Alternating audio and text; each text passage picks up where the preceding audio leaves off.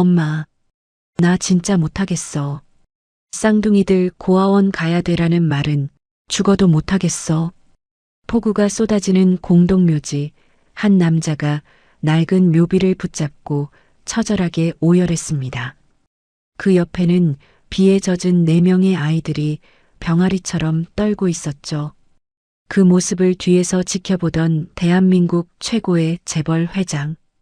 그의 손에서 검은 우산이 힘없이 떨어졌습니다. 내 핏줄을, 대산의 핏줄을 고아원에 보내겠다고? 7년 전 절연했던 아들과 처음 보는 내 쌍둥이 손주들. 빗속의 재회는 지옥 같았던 과거를 깨부수고 새로운 폭풍을 불러오기 시작합니다. 별빛 달빛 사연입니다. 오늘의 사연 지금 시작합니다. 구독해 주시면 채널 운영하는데 도움이 됩니다. 하늘이 뚫린 것처럼 비가 억수같이 쏟아지는 날이었습니다. 경기도 외곽에 위치한 하늘 정원 추모 공원 입구로 검은색 리무진 행렬이 들어섰습니다. 대한민국 재계 서열 1위 대산그룹 박진철 회장의 차량이었죠. 오늘은 박진철이 평생을 그리워한 아내, 고 윤지숙 여사의 10주기였습니다.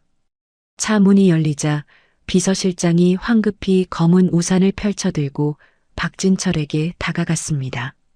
하지만 박진철은 손을 들어 수행원들을 제지했습니다. 혼자 가겠다. 다들 물러가 있어. 박진철이 지팡이를 짚고 무거운 발걸음을 옮겼습니다. 칠순을 바라보는 나이에도 그의 등은 꼿꼿했지만 빗줄기 사이로 보이는 뒷모습은 어딘가 쓸쓸해 보였습니다. 윤지숙의 묘역은 공원 가장 높은 곳에 있었습니다. 숨을 고르며 언덕을 오르던 박진철의 눈에 낯선 풍경이 들어왔습니다. 아내의 묘비 앞에 누군가 먼저 와 있었던 것입니다. 박진철은 걸음을 멈추고 그들을 지켜보았습니다. 다 낡아서 살이 휘어진 편의점 투명 우산 하나가 묘비 앞을 위태롭게 가리고 있었습니다. 그 아래 흠뻑 젖은 어깨를 들썩이며 오열하는 한 사내가 있었습니다. 그리고 사내의 곁에는 작은 꼬마 4명이 병아리처럼 다닥다닥 붙어 묘비를 바라보고 있었습니다. 빗소리에 섞여 들려오는 사내의 목소리가 박진철의 귀를 파고들었습니다. 엄마, 나 진짜 못하겠어. 더는 못 버티겠는데. 애들 고아원 가야 되라는 말은 죽어도 못하겠어. 사내의 목소리는 갈라져 있었습니다. 그것은 단순한 슬픔이 아니었습니다. 세상의 끝자락에 매달린 자가 내뱉는 처절한 비명이었습니다. 박진철이 쥐고 있던 지팡이 손잡이를 꽉 움켜쥐었습니다. 내가 미친놈이지. 그 집에서 나올 때 자존심이고 뭐고 다 버리고 빌었어야 했는데. 엄마, 나 어떡해? 태양이, 바다, 하늘이, 별이. 이 불쌍한 것들 데리고 나 이제 갈 데가 없어. 사내가 묘비를 붙잡고 무너져 내렸습니다. 주인 집에서는 내일까지 방 빼라는데 당장 애들 먹일 분유값도 없어서 아빠한테 연락해 보라는 사람들도 있는데 나 그 사람한테 죽은 자식이잖아. 내 꼴 보면 비웃기나 하겠지. 엄마, 제발 나 좀 도와줘. 나 너무 힘들어. 사내의 젖은 등 뒤로 빗물이 뚝뚝 떨어졌습니다. 박진철의 심장이 덜컥 내려앉았습니다. 7년 전 계모의 모략에 휘말려 제 발로 집을 나갔던, 아니 자신이 내쳤던 유일한 혈육이었습니다. 아들 박서준이었습니다. 그때였습니다. 박서준의 다리를 붙잡고 있던 아이 중 하나가 고개를 돌렸습니다. 빗물에 젖은 머리카락 사이로 드러난 눈동자가 박진철과 마주쳤습니다. 쌍꺼풀 없이 길게 찢어진 눈매, 고집스럽게 담은 입술. 박진철은 순간 자신의 어린 시절 사진을 보는 듯한 착각에 빠졌습니다. 그 아이는 박진철을 발견하고는 흠칫 놀라며 박서준의 옷자락을 잡아당겼습니다. 아빠, 저기 무서운 할아버지가 있어. 박서준이 화들짝 놀라 고개를 돌렸습니다. 빗물과 눈물로 얼룩진 얼굴이 박진철을 향했습니다. 7년의 세월은 귀공자 같던 아들의 얼굴에 깊은 그늘과 가난의 흔적을 새겨 놓았습니다. 박서준의 눈이 커졌습니다. 회장님? 아버지라는 호칭 대신 튀어나온 회장님이라는 단어가 두 사람 사이의 거리를 증명했습니다. 박진철은 천천히, 아주 천천히 그들에게 다가갔습니다. 최고급 수제화가 진흙탕에 더러워지는 것 따위는 안중에도 없었습니다. 고아원? 박진철의 입에서 흘러나온 첫마디는 차가웠습니다. 하지만 그 차가움은 분노가 아닌 믿을 수 없는 현실에 대한 전율이었습니다. 내 핏줄을, 대산의 핏줄을 고아원에 보내겠다고 했느냐? 박서준은 반사적으로 내 아이를 자신의 등 뒤로 숨겼습니다. 마치 거대한 맹수 앞에 어미 짐승처럼 말이죠. 당신하고 상관없는 애들입니다. 가세요. 상관이 없어? 박진철의 시선이 박서준의 등 뒤로 숨은 아이들을 훑쳤습니다. 첫째로 보이는 아이는 박서준을 닮아 눈매가 선했고, 둘째는 영민해 보이는 눈빛으로 상황을 살피고 있었습니다. 셋째는 겁에 질려 울먹이고 있었고, 막내로 보이는 아이는 창백한 얼굴로 셋째의 등에 엎여 쿨럭거리고 있었습니다. 누가 봐도 박씨 집안의 씨앗들이었습니다. 유전자 검사 따위는 필요 없었습니다. 본능이 말하고 있었습니다. 내 놈 꼴을 봐라. 그게 애비로서 할 짓이냐? 비바람 하나 못 막아주는 우산을 씌워놓고 죽은 지 어미 묘 앞에서 고아원 타령이나 하고 있어? 박진철이 버럭 소리를 질렀습니다. 그 호통 소리에 놀란 셋째 박하늘이 의앙하고 울음을 터뜨렸습니다. 박서준은 이를 악물었습니다. 그래서요. 당신이 버린 아들이에요. 굶어 죽든 고아원에 보내든 회장님이 신경 쓸 일 아니라고요. 얘들아 가자. 박서준은 황급히 짐을 챙겼습니다. 찢어진 가방, 물이 뚝뚝 떨어지는 낡은 담요. 그 처참한 살림살이가 박진철의 눈을 찔렀습니다. 박서준이 아이들을 이끌고 도망치지 자리를 뜨려 했습니다. 하지만 셋째에게 엎여있던 막내 박별이 갑자기 심하게 기침을 하더니 힘없이 진흙 바닥으로 쓰러졌습니다. 별아, 박별. 박서준이 비명을 지르며 아이를 안아들었습니다. 아이의 몸은 불덩이처럼 뜨거웠지만 입술은 파랗게 질려 있었습니다. 숨소리가 거칠게 그르렁거렸습니다. 비서실장, 차 대기시켜. 당장. 박진철의 고함이 추모공원을 뒤흔들었습니다. 멀리서 대기하던 수행원들이 혼비백산하여 달려왔습니다. 박진철은 멍하니 아이를 안고 있는 박서준을 밀치고 자신이 직접 축 늘어진 박별을 안아들었습니다. 작았습니다. 너무나 작고 가벼웠습니다. 이 작은 생명이 자신의 손주라는 사실이, 그리고 지금까지 이 아이가 겪었을 고통이 손끝을 통해 전해져 왔습니다. 뭐하고 있어? 병원으로 간다. 박진철이 고함치며 직접 리무진 뒷좌석 문을 열었습니다. 박서준과 나머지 세 아이들도 얼떨결에 차에 올라탔습니다. 차가 출발하자 박진철은 품에 안긴 박별의 이마를 짚었습니다. 불덩이 같았습니다.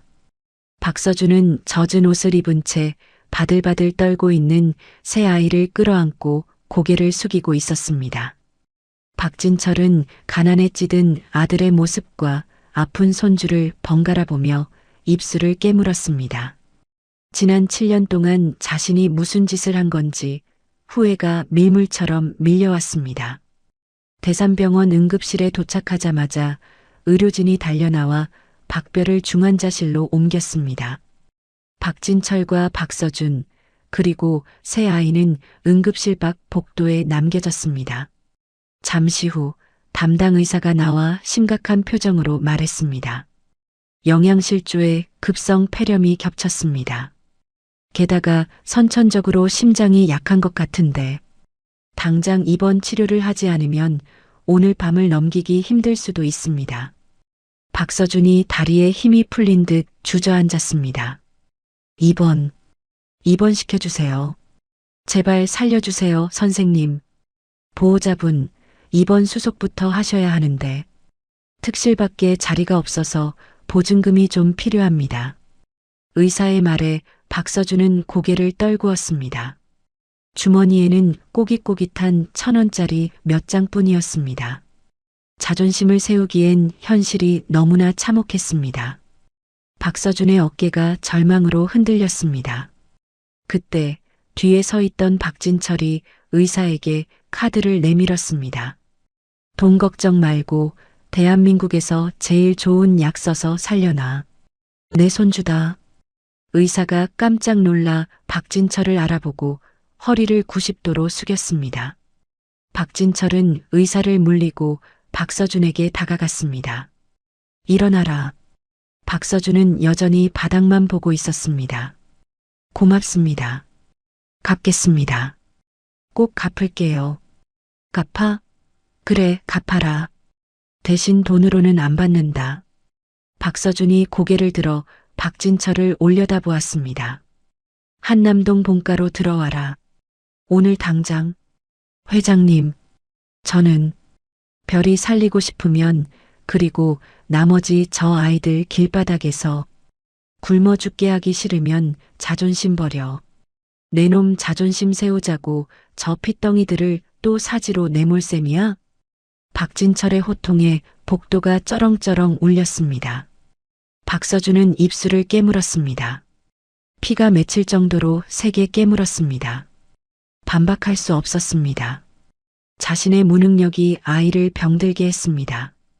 박서준의 눈에서 굵은 눈물방울이 툭 떨어졌습니다. 알겠습니다.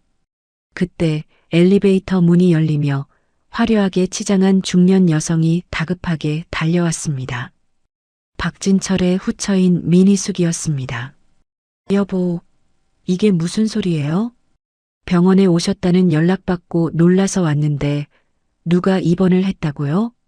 민희숙의 시선이 젖은 꼴을 한 박서준과 꾀죄죄한 새 아이에게 꽂혔습니다. 순간 그녀의 얼굴이 경악으로 일그러졌습니다. 너, 박서준? 민희숙의 눈동자가 심하게 흔들렸습니다.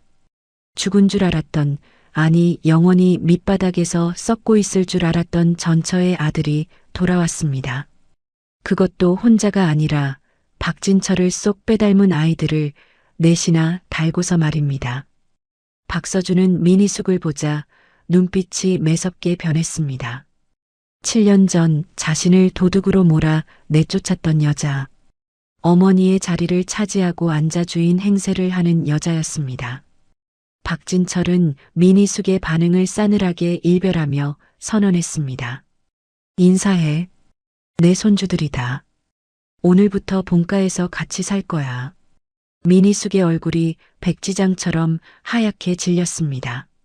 박서준은 박태양의 손을 꽉 잡았습니다. 더 이상 도망치지 않겠다는 다짐이었습니다. 아이들을 위해서라면 지옥 불에라도 뛰어들 수 있었습니다. 호랑이 굴로 다시 들어가는 한이 있더라도 말입니다. 어둠이 짙게 깔린 한남동 대저택의 거대한 철문이 열렸습니다. 7년 만에 밟는 집이었습니다. 박진철의 리무진에서 내린 박서준은 잠시 현관 앞에 멈춰 섰습니다. 위압적인 대리석 기둥과 화려한 조명은 그대로였지만 박서준의 옆에는 이제 3명의 아이들이 서 있었습니다. 박태양, 박바다, 박하늘은 잔뜩 겁을 먹은 표정으로 아빠의 바짓단을 꽉 움켜쥐었습니다. 병원에 남겨둔 막내 박별이의 빈자리가 유독 크게 느껴지는 밤이었습니다. 현관문이 열리고 고용인들이 도열해 있었습니다. 그들 사이로 화려한 실내복으로 갈아입은 민희숙이 팔짱을 낀 채 걸어 나왔습니다. 그녀는 박서준과 아이들을 위아래로 훑어보더니 혐오스럽다는 표정으로 손수건을 꺼내 코를 막았습니다. 어머, 이게 무슨 냄새니? 온 집안에 시궁창 냄새가 진동을 하네. 미니숙이 옆에 서 있던 김 집사에게 손짓하며 날카롭게 쏘아붙였습니다. 김 집사, 뭐하고 있어? 당장 방역업체 불러. 소독차 불러서 싹 다 소독하라고 해. 빈대라도 옮으면 책임질 거야? 그 말을 들은 셋째 박하늘이 울먹이며 박서준의 뒤로 숨었습니다.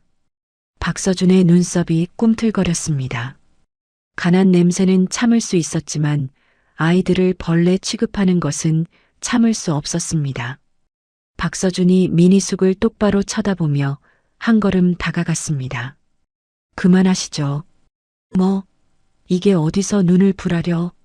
내 아이들에게서 나는 건 간한 냄새지 당신처럼 썩은 악취가 아닙니다. 사람 취급 안 하실 거면 지금이라도 나가겠습니다. 박서준의 서늘한 기세에 미니숙이 흠칫하며 뒷걸음질 쳤습니다. 7년 전 울면서 매달리던 유약한 도련님이 아니었습니다. 지켜보던 박진철이 지팡이로 바닥을 쿵 내리찍었습니다. 시끄럽다. 다들 들어가. 김 집사 2층 서재 옆방을 아이들 방으로 내줘. 당장 씻기고 옷부터 갈아입혀. 박서준은 미니숙을 지나쳐 아이들을 데리고 2층으로 향했습니다. 욕실에 들어선 박서준은 커다란 욕조에 따뜻한 물을 가득 받았습니다. 아이들을 씻기며 비누 거품을 내주자 긴장했던 아이들의 얼굴에 조금씩 미소가 번졌습니다. 하지만 첫째 박태양은 아빠의 등을 밀어주며 조용히 속삭였습니다. 아빠, 별이도 같이 왔으면 좋았을 텐데. 따뜻한 물 좋아하잖아. 박서준은 박태양의 작은 손을 잡으며 목이 메어왔습니다. 금방 나을 거야. 별이 다 나으면 그때는 아빠랑 5 식구 다 같이 여기서 목욕하자. 아빠가 약속할게. 박서준은 거울 속에 비친 자신의 초라한 모습과 뽀얗게 씻겨놓은 아이들의 귀티나는 모습을 번갈아 보았습니다. 반드시 이 집에서 살아남아 아이들을 지키겠다고 그는 주먹을 꽉 쥐었습니다. 목욕을 마친 아이들이 고용인이 준비해준 새 옷을 입고 다이닝룸으로 내려왔습니다. 긴 테이블 위에는 랍스터와 스테이크, 각종 요리가 산해진미처럼 차려져 있었습니다. 며칠을 굶주린 아이들의 눈이 휘둥그레졌습니다. 침을 꼴깍 삼키면서도 아이들은 박서준이 자리에 앉을 때까지 얌전히 기다렸습니다. 상석에 앉은 박진철이 턱짓으로 식사를 권했습니다. 먹거라. 입에 맞을지 모르겠구나. 잘 먹겠습니다. 아이들이 포크와 나이프를 들었습니다.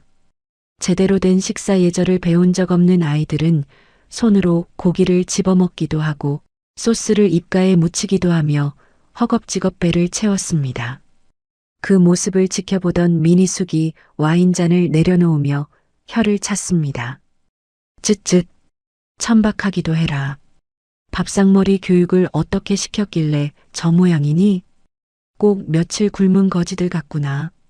박서준이 나이프를 쥔 손에 힘을 주었습니다. 미니숙은 멈추지 않고 비아냥거렸습니다. 하기야, 근본 없는 집안 여자랑 야반도주에서 낳은 애들이 오죽하겠어. 그런데 여보, 정말 얘들을 그냥 호적에 올리실 거예요? 박진철이 미간을 찌푸리며 물었습니다. 무슨 말이 하고 싶은 거야? 아니, 그렇잖아요. 7년 동안 연락 한 번 없다가 갑자기 혹을 넷이나 달고 나타났는데 덥석 믿는 것도 우습죠. 요즘 세상이 어떤 세상인데. 뻐꾸기 새끼 키워주는 꼴이 될까봐 걱정돼서 하는 소리예요. 쨍그랑 소리와 함께 박서준의 포크가 접시 위로 떨어졌습니다. 다이닝룸의 공기가 순식간에 얼어붙었습니다. 박서준이 고개를 들었습니다. 그의 눈에는 살기가 돌고 있었습니다. 지금 뭐라고 하셨습니까? 틀린 말했니? 배 밖에서 나온 자식들이라는데 씨가 다른지 어떻게 알아? 떳떳하면 검사하면 될 거 아냐. 사과하세요. 박서준이 자리에서 벌떡 일어났습니다. 제 아내 그리고 제 아이들에게 사과하시라고 했습니다. 당신이 감히 입에 올릴 사람들이 아닙니다. 이게 어디서 소리를 질러? 내가 없는 말했어? 그때였습니다. 조용히 스테이크를 썰던 둘째 박바다가 안경을 고쳤으며 또랑또랑한 목소리로 말했습니다. 할머니. 아니, 할머니라고 부르기도 싫네. 아줌마. 미니숙의 눈이 뒤집혔습니다. 뭐, 아줌마. 우리 아빠랑 할아버지는 붕어빵이에요. 그리고 우리도 아빠랑 똑같이 생겼고요.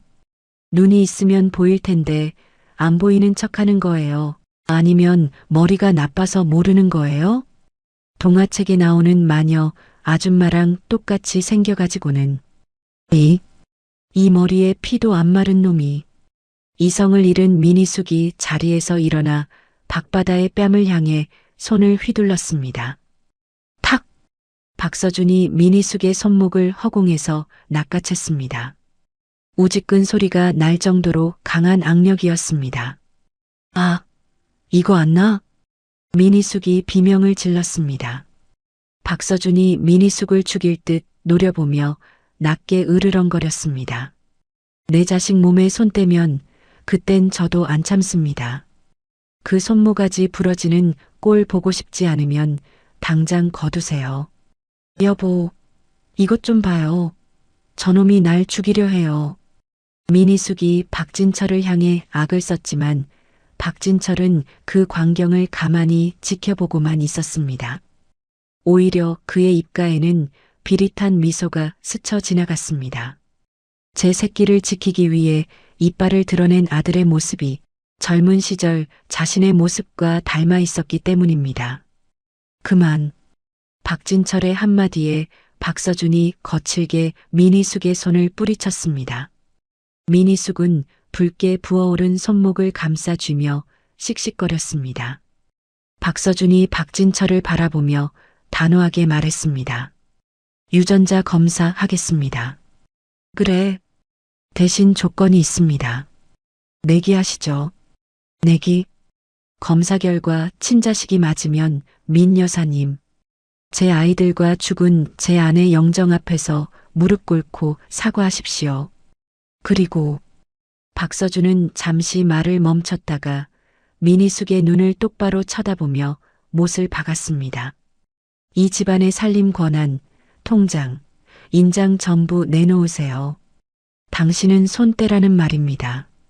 이 건방진 놈이 미쳐도 단단히 미쳤구나. 미니숙이 길길이 날뛰려 했지만 박진철이 손을 들어 제지했습니다. 좋다. 그렇게 해. 박진철의 승낙이 떨어졌습니다. 내일 아침 바로 검사 진행한다. 결과가 나오면 누가 이 집의 주인이 될지 결정되겠지. 미니숙은 입술을 깨물며 억지 웃음을 지었습니다. 그녀의 눈빛은 이미 다른 꿍꿍이를 꾸미고 있었습니다. 좋아요. 대신 친자가 아니면 너랑 내 자식들 당장 맨몸으로 쫓겨날 각오해. 자신 있습니다. 박서준은 내 아이를 자신의 품으로 끌어안았습니다. 전쟁의 서막이었습니다. 호화로운 펜트하우스는 이제 안락한 보금자리가 아니라 살얼음판 같은 전장이 되었습니다.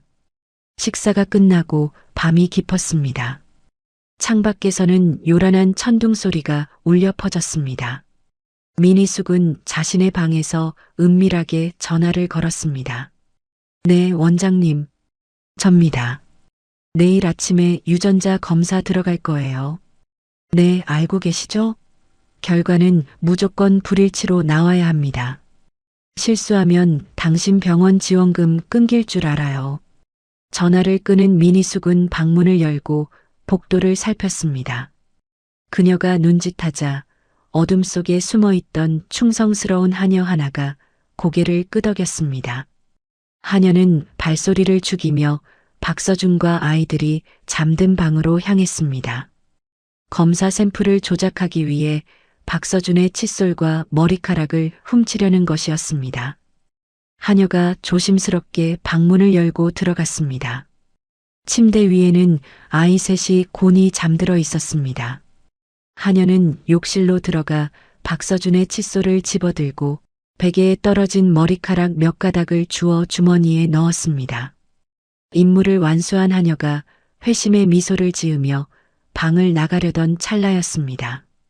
어둠 속 창가 쪽 안락의자에서 누군가의 목소리가 들려왔습니다. 거기 누구야? 하녀가 화들짝 놀라 뒤를 돌아보았습니다. 번개가 번쩍이는 순간 의자에 앉아있던 박서준의 얼굴이 드러났습니다. 그는 잠들지 않고 깨어 있었습니다. 박서준의 눈이 어둠 속에서 형형하게 빛났습니다. 도둑고양이처럼 남의 방에서 뭐하는 짓이지? 하녀는 사시나무 떨듯 떨며 뒷걸음질 쳤습니다. 박서준은 천천히 자리에서 일어났습니다. 그의 입가에 싸늘한 미소가 번졌습니다. 이미 예상하고 있었다는 듯한 여유롭고도 잔혹한 미소였습니다. 가서 전해. 주인한테 쥐새끼처럼 굴지 말고 정면으로 덤비라고. 다음 날 아침 평화롭던 본가의 정원을 찢을 듯한 굉음이 울려 퍼졌습니다. 붉은색 스포츠카 한 대가 분수대 앞을 가로막으며 멈춰 섰습니다. 차 문이 열리고 명품으로 휘감은 30대 남자가 선글라스를 벗으며 내렸습니다. 미니숙의 친아들이자 대산그룹의 전무 박상우였습니다. 해외 지사 시차를 핑계로 유흥을 즐기다 급히 귀국한 것이었습니다. 형님이 돌아오셨다면서요? 그것도 혹 넷을 달고. 거실로 들어선 박상우는 소파에 앉아 동화책을 읽던 넷 쌍둥이를 보며 비릿한 미소를 지었습니다.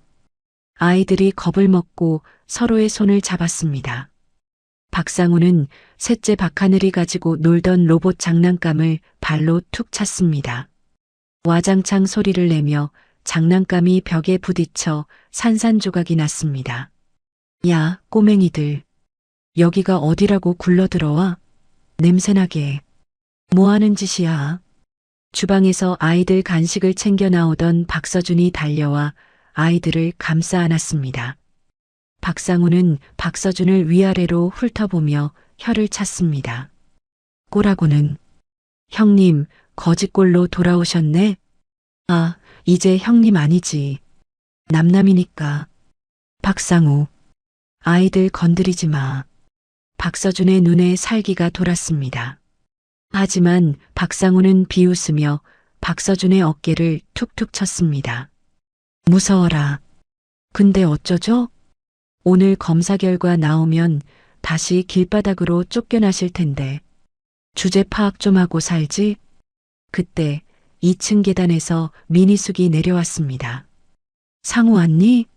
더러운 것들 상대하지 말고 올라와라. 할 얘기가 있다. 박상우는 킬킬대며 미니숙을 따라 2층으로 올라갔습니다.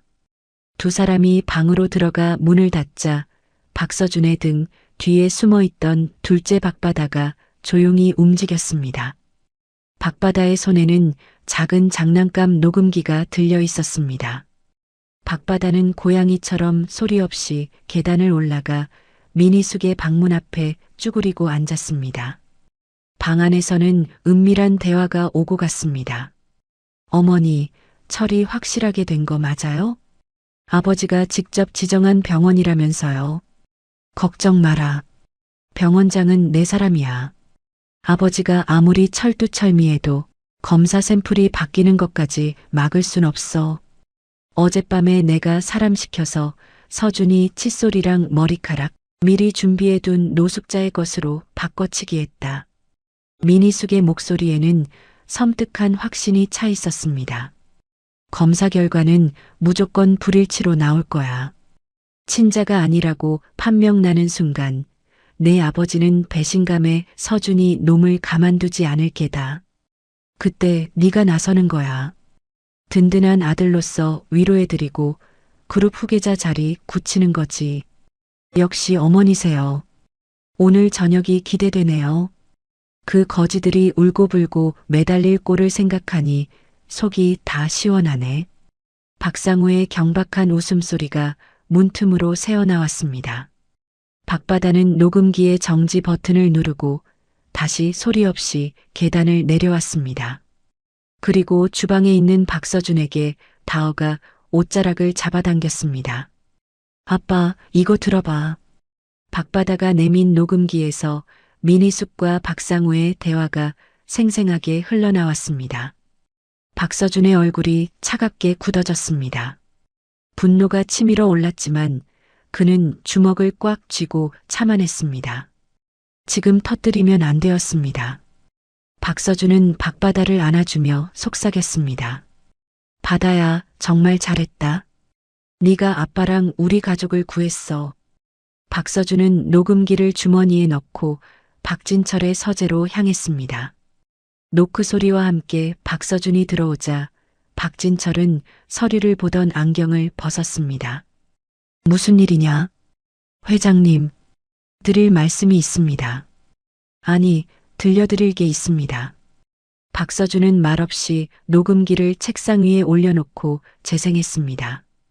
민희숙이 꾸민 추악한 음모가 서재 안을 가득 채웠습니다. 다 듣고 난 박진철의 표정은 참담하게 일그러졌습니다.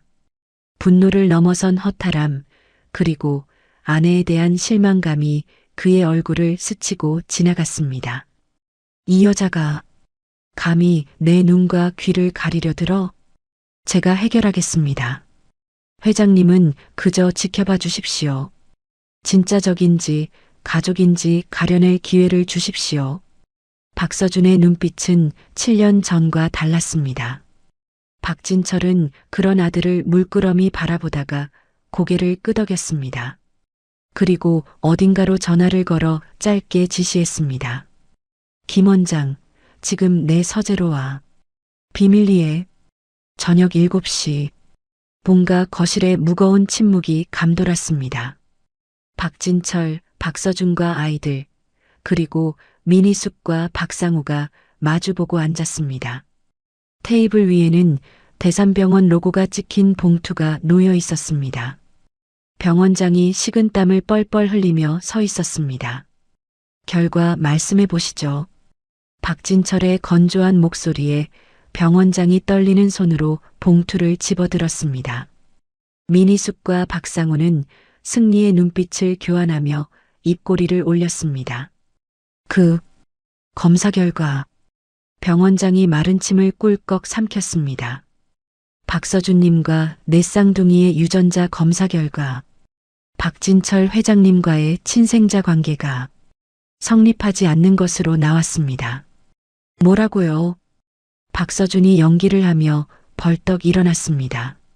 민희숙이 기다렸다는 듯 소리를 질렀습니다. 그럴 줄 알았어. 어디서 뻐꾸기 새끼들을 데려와서 회장님을 속이려 들어? 당장 이 사기꾼들 내쫓아요. 여보, 들으셨죠? 유전자 검사가 거짓말을 하겠어요? 박상우도 거들었습니다. 형, 진짜 실망이다. 어떻게 아버지를 상대로 사기를 쳐? 이거 경찰 불러야 되는 거 아니야? 아이들이 겁을 먹고 울음을 터뜨리려 했습니다. 그 순간 박서준이 싸늘하게 식은 눈으로 민희숙을 바라보았습니다. 연기는 끝났습니다. 그래, 유전자 검사는 거짓말을 안 하지. 사람이 거짓말을 할 뿐. 박서준의 말에 민희숙이 멈칫했습니다. 뭐, 지금 결과가 나왔는데도 우기는 거니? 병원장님, 봉투 안에 종이가 한 장 더 있을 텐데요. 마저 꺼내시죠. 박서준의 말에 병원장이 사시나무 떨듯 떨며 봉투 안에서 또 다른 서류 한 장을 꺼냈습니다. 그것을 본 민희숙의 얼굴이 사색이 되었습니다. 이게 뭐야? 박진철이 지팡이로 바닥을 내리쳤습니다. 읽어. 당장. 병원장이 울먹이며 서류를 읽어 내려갔습니다.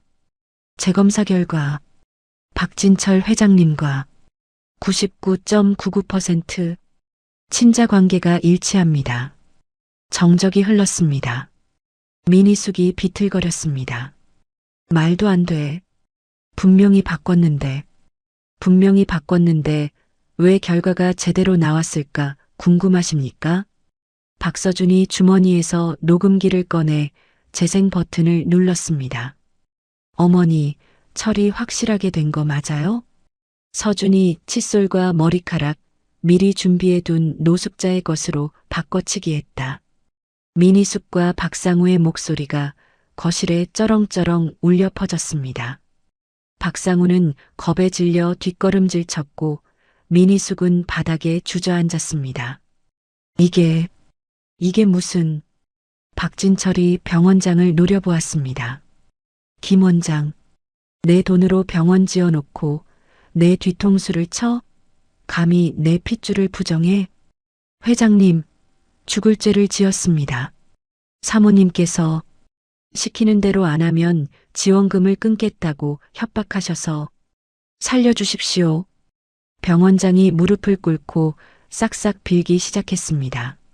상황은 완벽하게 역전되었습니다. 박서준이 민희숙 앞으로 천천히 걸어갔습니다. 자, 내기하셨죠? 결과가 나왔으니 약속을 지키셔야죠.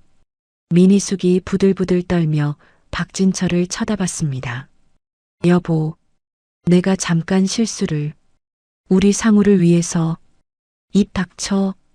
박진철의 호통에 민희숙이 입을 다물었습니다. 내 손주들을 부정하고 날 속인 죄. 그걸 모성애로 포장하지 마라. 역겹다. 박서준이 차갑게 명령했습니다. 무릎 꿇으세요. 뭐라고? 안 들립니까? 제 아내 영정사진, 그리고 제 아이들 앞에 무릎 꿇고 사과하라고 했습니다. 지금 당장. 박서준의 기세에 눌린 민희숙은 결국 굴욕적으로 무릎을 꿇었습니다. 그녀의 고개 숙인 등 위로 박진철의 처분이 떨어졌습니다. 민희숙, 당장 별채로 짐 옮겨라. 꼴도 보기 싫으니 내 눈에 띄지 마. 오늘부터 이 집의 살림과 모든 권한은 서준이가 맡는다. 아, 아버지. 저는요? 저는 몰랐어요. 박상우가 매달렸지만 박진철은 냉정했습니다. 너도 똑같아. 내일부터 회사 나올 필요 없다. 내 놈이 쓴 법인카드 내역 전수조사 들어갈 테니 대기하고 있어. 감사팀 풀어서 횡령한 돈 10원 한 장까지 다 찾아낼 거다. 완벽한 승리였습니다. 민희숙은 바닥을 치며 통곡했고 박상우는 머리를 감싸쥐었습니다. 서준의 뒤에서 박태양과 박바다, 박하늘이 아빠를 든든하게 지키고 서 있었습니다. 그 모습은 마치 작은 사자들 같았습니다. 그때 박서준의 휴대폰이 울렸습니다. 병원 중환자실이었습니다. 여보세요? 네. 보호자입니다. 전화를 받는 박서준의 표정이 점점 밝아졌습니다. 네. 감사합니다. 정말 감사합니다, 선생님. 지금 바로 가겠습니다. 박서준이 전화를 끊고 아이들을 향해 외쳤습니다. 얘들아, 별이가 깨어났대. 일반 병실로 옮길 수 있을 만큼 좋아졌대. 와, 진짜? 아이들이 환호성을 지르며 박서준에게 달려들었습니다. 박서준은 아이들을 끌어안으며 눈물을 흘렸습니다. 지옥 같았던 하루가 지나고 드디어 희망의 빛이 보이기 시작했습니다. 하지만 쫓겨나는 민희숙의 눈빛은 바닥을 보고 있음에도 불구하고 시퍼런 도끼를 품고 있었습니다.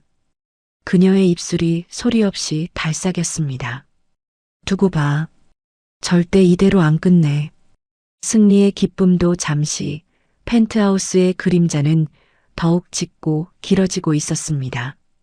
민희숙이 별채로 쫓겨나고 일주일이 지났습니다. 병원에서 퇴원한 막내 박별이 본가로 돌아오면서 내 쌍둥이가 비로소 한자리에 모였습니다. 집안은 아이들의 웃음소리로 활기를 띠는 듯 했습니다. 하지만 박서준에게는 여전히 보이지 않는 벽이 존재했습니다. 안주인의 권한을 가져왔지만 집안 곳곳에는 아직 미니숙의 그림자가 짙게 깔려 있었기 때문입니다. 점심시간이 한참 지났는데도 식탁이 비어 있었습니다. 박서준이 주방으로 들어가 메이드장을 불렀습니다.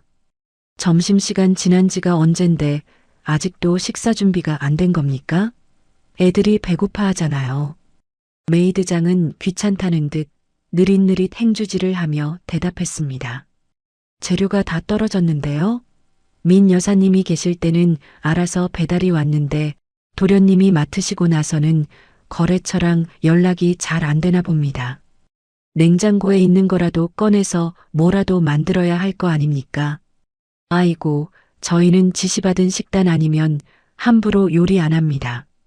나중에 탈이라도 나면 책임지실 겁니까? 뻔뻔한 태업이었습니다. 박서준이 화를 참으며 주먹을 쥐는 순간 현관 쪽에서 우당탕하는 소리와 함께 누군가가 들이닥쳤습니다. 커다란 캐리어를 2개나 끌고 들어온 젊은 여자였습니다. 단정한 정장 차림이지만 눈빛만은 군인처럼 매서운 그녀는 박진철이 직접 스카우트한 입주 가정교사 송아리였습니다.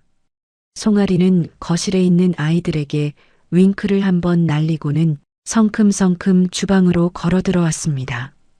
그리고 메이드장의 앞을 가로막고 냉장고 문을 벌컥 열었습니다. 재료가 없기는요. 여기 꽉 차 있는 한우랑 야채는 장식품입니까? 메이드장이 기가 막히다는 표정으로 쏘아붙였습니다.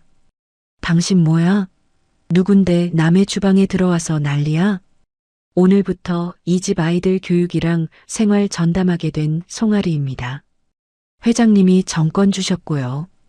아줌마, 지금 직무 유기하시는 거 알죠? 성장기 아이들 밥 굶기는 거. 회장님 귀에 들어가면 퇴직금도 없이 쫓겨날 텐데 감당되시겠어요? 송아리의 목소리는 차분했지만 특전사 출신다운 묵직한 기백이 서려 있었습니다. 메이드장이 찔끔하며 뒤로 물러섰습니다. 아니 재료가 있는 줄 몰랐네. 비키세요. 제가 합니다. 송아리는 순식간에 앞치마를 두르더니 능숙한 솜씨로 칼질을 시작했습니다. 도마 위에서 경쾌한 소리가 났습니다. 30분도 안 되어 식탁 위에는 윤기가 흐르는 떡갈비와 궁중 떡볶이, 따끈한 소고기 뭇국이 차려졌습니다. 맛있는 냄새에 2층에 있던 아이들이 쪼르르 달려 내려왔습니다. 우와, 맛있는 냄새 난다. 안녕? 너희가 우주 최강 귀요미 내 쌍둥이구나. 쌤은 오늘부터 너희랑 놀아줄 송아리 대장이야. 자, 얼른 앉아서 밥 먹자. 송아리의 밝고 씩씩한 에너지에 낯을 가리던 셋째 박하늘도 금세 웃음을 터뜨렸습니다. 아이들이 밥그릇을 싹싹 비우는 모습을 보며 박서준은 안도의 한숨을 내쉬었습니다. 송아리가 박서준에게 물잔을 건네며 웃었습니다. 아버님도 식사하셔야죠. 애들 보려면 체력전이에요. 든든히 드세요. 고맙습니다. 하리 씨 덕분에 살았네요. 절망적인 고립 속에서 만난 뜻밖의 든든한 우군이었습니다. 식사를 마친 후 박서준은 송아리의 도움을 받아 아이들의 방을 정리하기 시작했습니다. 7년 동안 이사만 다니느라 제대로 된 짐도 없었지만 박서준이 유일하게 버리지 않고 간직해온 낡은 이삿짐 박스 하나가 있었습니다. 죽은 아내, 지안의 유품이 담긴 박스였습니다.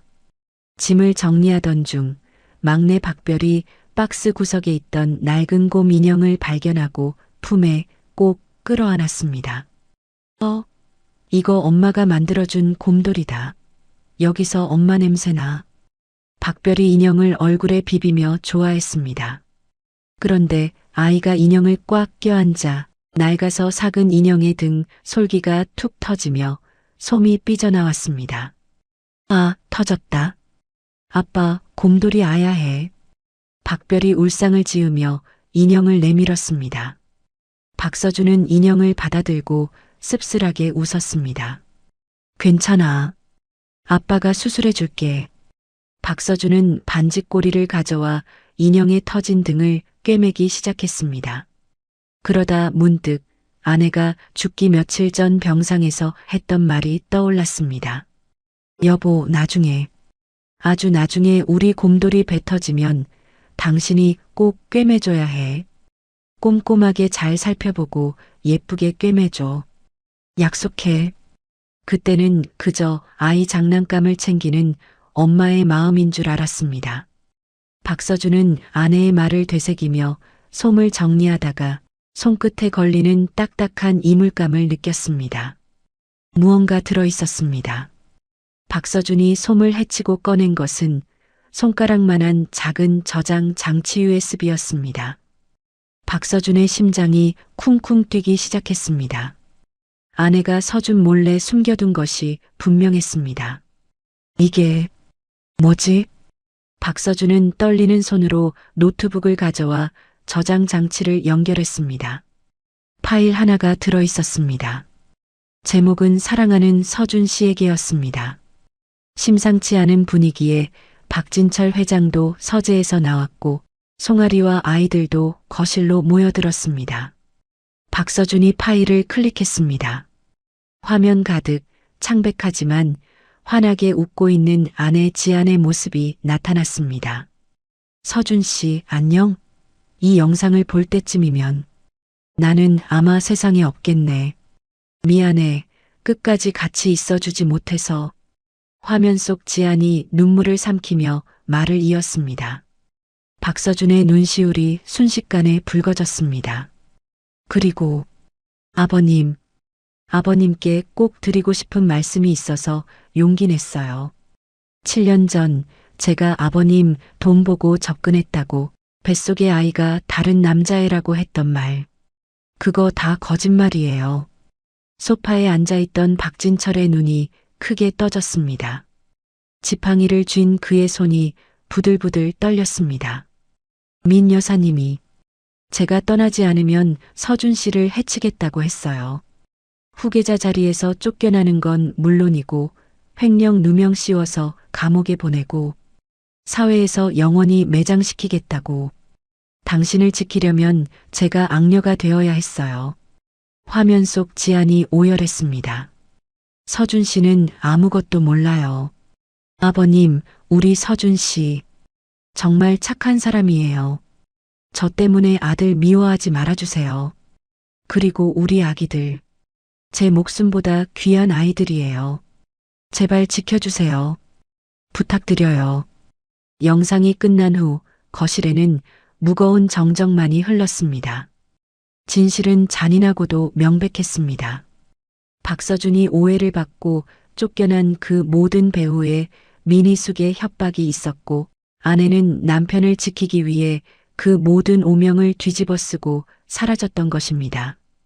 아, 박진철의 입에서 깊은 탄식이 터져나왔습니다. 그는 지팡이를 놓치고 소파에 무너져 내렸습니다.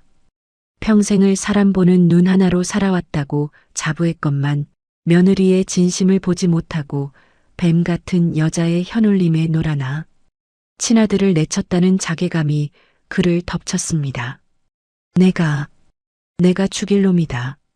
아가, 미안하다. 이 애비가 눈이 멀어서 너랑 내 며느리를 죽였구나. 천하의 박진철 회장이 어린아이처럼 엉엉 소리내어 울었습니다. 박서준도 참았던 눈물을 터뜨리며 아버지를 마주 안았습니다. 아버지, 미안하다 서준아. 나를 용서해라. 다시는 너희를 놓지 않으마.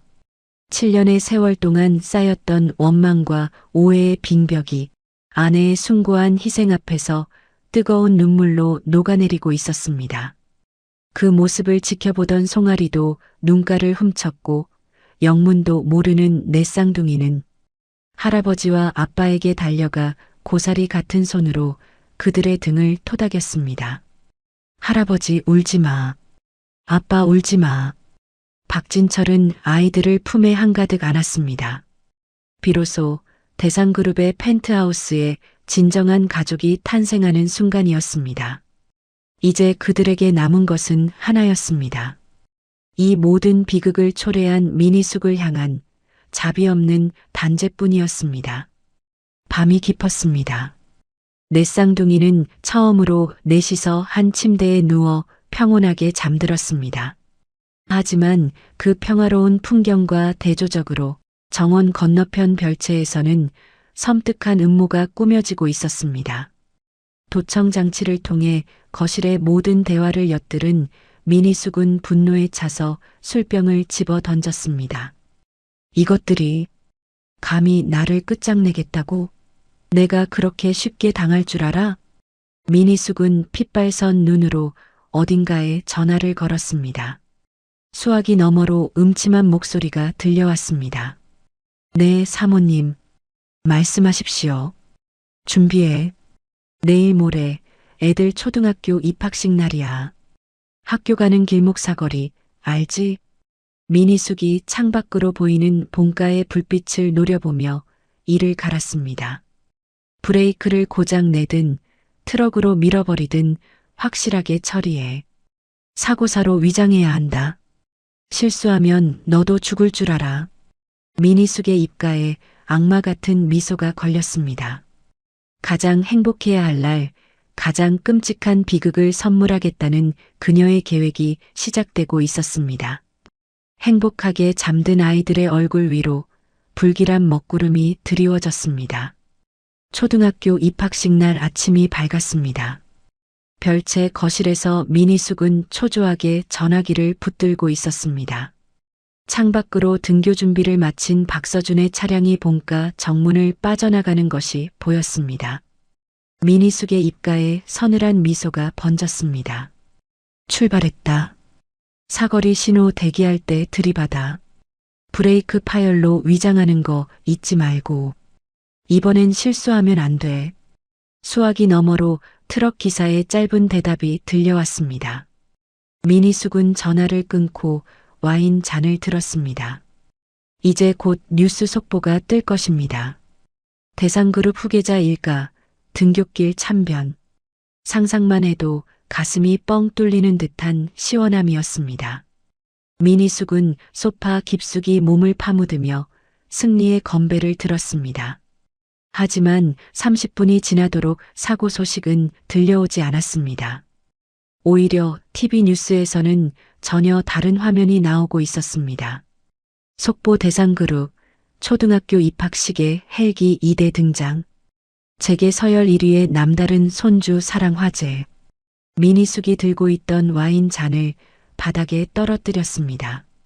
쨍그랑 소리와 함께 붉은 와인이 카펫을 적셨습니다. 이게 무슨 소리야? 헬기? 같은 시각 초등학교 운동장은 그야말로 아수라장이었습니다. 두두두두 하는 거대한 굉음과 함께 강풍이 몰아쳤기 때문입니다. 운동장에 모여있던 학부모들이 비명을 지르며 치마를 붙잡았습니다. 흙먼지 사이로 대상그룹 로고가 선명하게 박힌 최신형 헬기 2대가 위용을 뽐내며 착륙했습니다. 헬기 문이 열리고 레드카펫을 밟듯 박서준과 내 쌍둥이가 내렸습니다.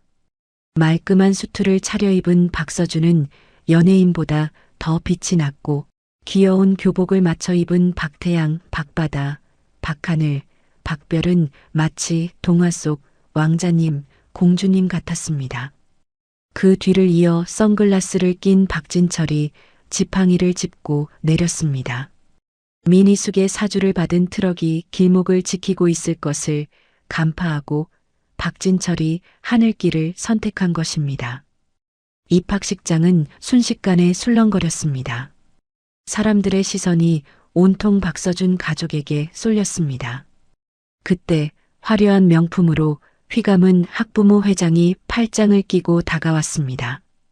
미니숙의 측근이자 평소에도 갑질로 악명 높은 김 사장의 부인이었습니다. 그녀는 헬기 바람에 헝클어진 머리를 신경질적으로 쓸어넘기며 비아냥거렸습니다. 어머 세상에, 학교가 무슨 전용 비행장인 줄 아나 봐. 유난을 떨어도 정도껏 떨어야지. 교양 없이 이게 무슨 민폐예요? 박서준이 아이들의 어깨를 감싸주며 정중하게 하지만 뼈 있는 목소리로 대꾸했습니다. 죄송합니다. 오는 길에 사고 위험이 있다는 첩보가 있어서 부득이하게 하늘길을 이용했습니다. 아이들 안전이 최우선이니까요. 사고는 무슨. 그리고 댁내 아이들이 그 소문의 바깥 아이들이라면서요? 근본도 없이 밖에서 굴러먹다 온 애들이라던데 헬기 타고 오면 뭐 신분 세탁이라도 되는 줄 아시나 봐요? 같은 반 친구들 물 흐릴까봐 벌써부터 걱정이네. 학부모 회장의 목소리가 꽤 컸습니다. 주변 학부모들이 웅성거리며 눈치를 살폈습니다. 박서준의 아이들이 겁을 먹고 움츠러들었습니다. 박서준의 눈빛이 차갑게 가라앉았습니다. 예전 같으면 고개를 숙였겠지만 이제는 달랐습니다. 박서준은 학부모 회장 앞으로 한 걸음 다가갔습니다. 말씀이 지나치시군요. 품위는 돈으로 바르는 게 아니라 사람을 대하는 태도에서 나오는 겁니다. 제 아이들에게 근본 운운하기 전에 본인 입에서 나오는 말의 수준부터 점검하시죠. 그리고 아이들 앞에서 남을 헐뜯는 모습, 교육상 아주 안 좋아 보입니다. 수준? 이게 어디서 가르치려 들어? 학부모 회장이 얼굴을 붉히며 삿대질을 하려던 순간이었습니다. 뒤에 서 있던 박진철이 지팡이로 바닥을 쿵 찍으며 나섰습니다. 내 아들 말에 틀린 거 있나? 박진철의 묵직한 저음이 좌중을 압도했습니다. 학부모 회장이 박진철을 알아보고 사색이 되었습니다. 회장님, 대산의 적통인 내 손주들을 모욕하는 건 곧 나 박진철을 모욕하는 것으로 간주하겠네. 자네 남편이 대산건설 하청업체 김 사장인가? 네, 맞습니다만. 박진철이 뒤에 서 있던 비서실장에게 손을 까딱했습니다. 비서실장, 지금 당장 김 사장한테 전화해. 내일부터 대산이랑 거래 끊겠다고. 그리고 법무팀 시켜서 그동안 납품받은 자재들 전수 조사하라고 해. 불량 자재 쓴 거 하나라도 나오면 민형사상 책임 끝까지 물을 거라고 전하게. 비서실장이 즉시 전화를 걸었습니다. 학부모 회장의 다리가 풀려 바닥에 주저앉았습니다. 회장님, 잘못했습니다. 제가 입이 방정이라 제발 한 번만 봐주세요. 그녀가 박서준의 바짓가랑이를 잡고 매달렸지만 박서준은 냉정하게 돌아섰습니다. 박서준이 박태양의 손을 잡고 물었습니다. 태양아, 괜찮아? 응. 아빠 오늘 진짜 멋있다. 슈퍼맨 같아. 박태양이 엄지를 치켜 세웠습니다. 박서준은 환하게 웃으며 아이들을 안아주었습니다. 돈과 권력으로 사람을 누르는 것이 아니라 당당함으로 가족을 지키는 법을 보여준 순간이었습니다. 내 쌍둥이는 친구들의 부러움과 선생님들의 환대 속에 위풍당당하게 교문을 통과했습니다. 입학식을 성공적으로 마친 주말이 되었습니다. 박진철은 아이들을 서재로 불렀습니다. 우리 강아지들 입학 선물로 갖고 싶은 게 있느냐? 뭐든 말해보거라. 아이들은 서로의 얼굴을 쳐다보더니 입을 모아 외쳤습니다. 놀이공원요. 엄마랑 맨날 가고 싶었는데 돈 없어서 못 갔어요. 박진철이 호탕하게 웃었습니다. 겨우 그게 소원이냐? 알았다. 옷 입거라. 그날 오후 대한민국 최대 테마파크인 대산랜드의 정문에는 금일 대산그룹 가족 행사로 인해 일반 입장을 제한합니다라는 안내문이 걸렸습니다. 박진철이 손주들을 위해 놀이공원을 통째로 빌린 것입니다. 텅 빈 놀이공원에 들어선 아이들은 입을 다물지 못했습니다. 우와, 사람 하나도 없다. 줄 안 서도 돼. 이거 다 우리 거야? 할아버지 최고. 내 쌍둥이는 환호성을 지르며 뛰어다녔습니다. 회전목마 앞에서 셋째 박하늘이 핑크색 리본 머리띠를 들고 박진철에게 다가갔습니다. 할아버지, 이거 써야 탈 수 있대요. 어허, 이 녀석. 할아버지는 그런 거 안 쓴다. 채통이 있지. 잉. 할아버지 안 쓰면 나도 안 탈 거야. 박하늘이 눈망울을 글썽이자 천하의 박진철도 어쩔 수 없었습니다. 결국 박진철은 헛기침을 하며 쭈뼛쭈뼛 머리띠를 썼습니다. 회전목마 위에서 핑크색 머리띠를 쓴 채 근엄한 표정으로 손을 흔드는 박진철의 모습에 박서준과 송아리, 수행원들까지 모두 배를 잡고 웃었습니다. 이보다 더 평화롭고 행복할 수는 없는 풍경이었습니다. 어느덧 해가 지고 밤이 찾아왔습니다. 놀이공원의 하이라이트인 퍼레이드와 불꽃놀이가 시작되었습니다. 박진철은 퍼레이드 차량 가장 높은 곳에 아이들을 태워주었습니다. 밤하늘을 수놓는 화려한 불꽃을 보며 아이들은 넋을 잃었습니다. 막내 박별이 박서준의 품에 안겨 속삭였습니다. 아빠, 불꽃이 꼭 별똥별 같아. 너무 예쁘다. 그러게. 우리 별이처럼 반짝반짝하네. 아빠, 엄마도 저기 하늘에서 보고 있겠지? 우리 지금 너무 행복하다고. 박서준은 밤하늘을 올려다보며 눈시울을 붉혔습니다. 화려하게 터지는 불꽃 속에 아내 지안의 웃는 얼굴이 겹쳐 보이는 듯 했습니다. 그래. 엄마도 지금 제일 크게 웃고 있을 거야. 이제 우리 다시는 안 울 거야. 아빠가 약속할게. 박서준은 박별을 더욱 꽉 끌어안았습니다.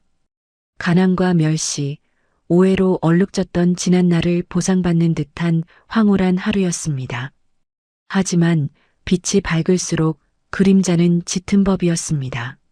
놀이공원 외곽 어둠 속에 주차된 검은 세단 안에서 미니숙이 이 광경을 지켜보고 있었습니다. 입학식 테러 실패와 박진철의 압박으로 인해 그녀는 이제 더 이상 잃을 것이 없는 궁지에 몰린 쥐가 되어 있었습니다. 불꽃놀이 소리에 묻혀 그녀의 거친 숨소리가 차 안을 가득 채웠습니다. 행복해? 실컷 웃어도. 그게 너희들의 마지막 웃음이 될 테니까. 미니숙의 눈이 광기로 번들거렸습니다. 그녀는 떨리는 손으로 휴대폰을 꺼내 어딘가로 전화를 걸었습니다.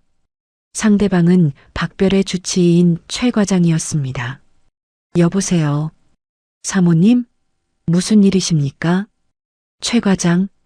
내가 준 돈 도박빚 갚는데 다 썼지? 이제 밥값 해야지. 네. 그게 무슨. 내일 아침이야. 아이들 영양제 먹는 시간에 맞춰서 내가 준 약서. 심장마비로 위장해. 의료사고처럼 자연스럽게. 전화기 너머에서 최 과장이 펄쩍 뛰는 소리가 들렸습니다. 사모님, 그건 살인입니다. 저는 못합니다. 차라리 돈을 돌려드릴게요. 못해? 그래. 그럼 내 마누라랑 자식 새끼들이 내 도박 빚 대신 갚아야겠네. 사채업자들한테 내 딸 학교 알려줘도 상관없지? 아, 안 됩니다. 제발 가족만은. 선택해. 그 핏덩이 하나 죽이고 내 가족 살릴 건지 아니면 다 같이 죽을 건지. 미니숙은 대답도 듣지 않고 전화를 끊어버렸습니다. 그녀의 손에는 정체불명의 작은 약병이 들려 있었습니다. 차창 밖으로 팡팡 터지는 불꽃놀이 소리가 마치 장송곡처럼 들려왔습니다. 가장 행복한 절정의 순간, 파멸의 카운트다운은 이미 시작되고 있었습니다. 놀이공원에서 돌아오는 차 안에서 잠든 박별이 어딘가 불편한 듯 가슴을 문질렀습니다. 박서준은 곤히 잠든 아이의 이마에 입을 맞추며 다가올 비극을 전혀 짐작하지 못하고 있었습니다. 놀이공원에서의 환상적인 하루가 지나고 다음 날 아침이 밝았습니다. 한남동 본가의 다이닝룸은 여느 때보다 화기애애했습니다. 식탁 위에는 송아리가 정성껏 준비한 아침 식사가 김을 모락모락 피우고 있었습니다. 아이들은 어제 놀이공원에서 찍은 사진을 보며 제잘거렸습니다. 아빠, 나 어제 회전목마 탈 때 진짜 기분 좋았어. 또 가고 싶다. 막내 박별이 오물오물 빵을 씹으며 말했습니다. 박서준은 우유 잔을 건네며 흐뭇하게 웃었습니다. 그래. 우리 별이 다 나으면 그때는 워터파크도 가자. 약속해. 진짜? 아빠 최고. 박별이 방긋 웃으며 영양제를 입에 넣고 물을 마셨습니다. 박진철 회장도 신문을 보다 말고 손주들의 대화에 귀를 기울이며 허허 웃었습니다. 평화롭기 그지없는 아침 풍경이었습니다. 그런데 물컵을 내려놓던 박별의 표정이 순식간에 일그러졌습니다. 아이가 가슴을 움켜쥐며 숟가락을 떨구었습니다. 쨍그랑. 은수저가 대리석 바닥에 부딪히는 소리가 날카롭게 울렸습니다. 별아, 왜 그래? 박서준이 놀라서 물었습니다. 박별의 얼굴이 순식간에 창백해지더니 입술이 파랗게 질려갔습니다. 아빠, 나 숨이 안 쉬어져. 별아. 박별이 의자 옆으로 힘없이 고꾸라졌습니다. 박서준이 비명을 지르며 아이를 받아 안았습니다. 아이의 몸은 불덩이처럼 뜨거운데 식은땀이 비 오듯 흘러내리고 있었습니다. 박별의 작은 몸이 사시나무 떨듯 경련을 일으켰습니다. 회장님, 119. 아니, 차 대기시켜요. 당장. 송아리가 달려와 박별의 동공을 확인하며 소리쳤습니다. 박진철이 지팡이를 내던지고 비서실장을 향해 고함을 질렀습니다. 뭐하고 있어? 차 대기시켜. 병원장한테 연락하고. 집안은 순식간에 아수라장이 되었습니다. 박서준은 박별을 안고 미친 듯이 현관을 뛰쳐나갔습니다. 그의 등 뒤로 박태양, 박바다, 박하늘이 울음을 터뜨리는 소리가 들렸지만 뒤를 돌아볼 겨를이 없었습니다. 박서준의 셔츠가 아이의 식은땀과 토사물로 젖어 들어갔습니다. 대산병원으로 향하는 리무진 안. 박서준은 박별의 손을 꽉 잡고 있었습니다. 아이의 소나기 힘이 점점 빠져나가는 게 느껴졌습니다. 별아, 정신 차려. 아빠 봐. 눈 감으면 안 돼. 별아. 아파. 박별의 눈동자가 점점 위로 돌아가고 있었습니다. 옆에 탄 송아리가 계속해서 아이의 맥박을 체크하며 초조해했습니다. 맥박이 너무 불규칙해요. 서맥입니다. 이러다 심정지 올 수도 있어요. 기사님, 더 빨리요. 박서준은 피가 나도록 입술을 깨물었습니다. 어제까지만 해도, 불과 몇 분 전까지만 해도 아빠 최고라며 웃던 아이였습니다. 도대체 왜 이런 일이 일어난 건지 하늘이 원망스러울 뿐이었습니다. 응급실 앞에 차가 도착하자마자 의료진이 침대를 끌고 달려나왔습니다. 미리 연락을 받은 주치의 최 과장이 마스크를 쓴 채 기다리고 있었습니다. 그의 눈은 불안하게 흔들리고 있었습니다. 비키세요. 환자 이송합니다. 박별이 침대에 실려 응급실 안으로 들어갔습니다. 박서준과 송아리 그리고 뒤따라온 박진철과 아이들이 우르르 따라 들어갔습니다. 최 과장은 아이를 가장 안쪽 처치실로 옮기더니 다급하게 박서준을 막아섰습니다. 보호자분들은 나가 계십시오. 지금 위독한 상태라 긴급 처치가 필요합니다. 내 딸 옆에 있게 해주세요. 손만 잡고 있을게요. 안 됩니다. 감염 위험도 있고 방해됩니다. 나가세요. 최 과장은 거칠게 박서준을 밀어내고 처치실의 커튼을 착 쳤습니다. 박서준은 커튼 밖에서 발을 동동 굴렀습니다. 안에서 의료진들이 분주하게 움직이는 소리가 들렸습니다. 바이탈 체크해. 산소 포화도 떨어집니다.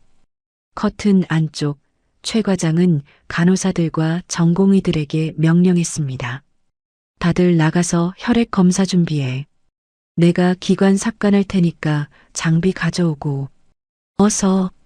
하지만 과장님, 혼자서 하시기엔. 시키면 시키는 대로 해. 1분 1초가 급하다고. 최 과장의 호통에 의료진들이 후다닥 밖으로 나갔습니다. 처치실 안에는 의식을 잃어가는 박별과 최 과장 단둘만 남게 되었습니다. 최 과장의 손이 덜덜 떨렸습니다. 그의 주머니에는 미니숙이 건넨, 아니 미니숙이 사주하여 준비한 앰플이 들어 있었습니다. 그는 주머니에서 앰플을 꺼냈습니다. 치료제가 아니었습니다. 투여하는 즉시 심장을 멈추게 만드는 고농도 칼륨 KCl 제제였습니다. 어젯밤 미니숙의 협박이 귓가에 맴돌았습니다. 그 핏덩이 하나 죽이고 내 가족 살릴 건지 아니면 다 같이 죽을 건지 선택해. 최 과장은 눈을 질끈 감았습니다. 자신의 딸 얼굴이 스쳐 지나갔습니다. 미안하다. 아가야, 정말 미안하다. 최 과장은 떨리는 손으로 주사기에 약물을 채웠습니다.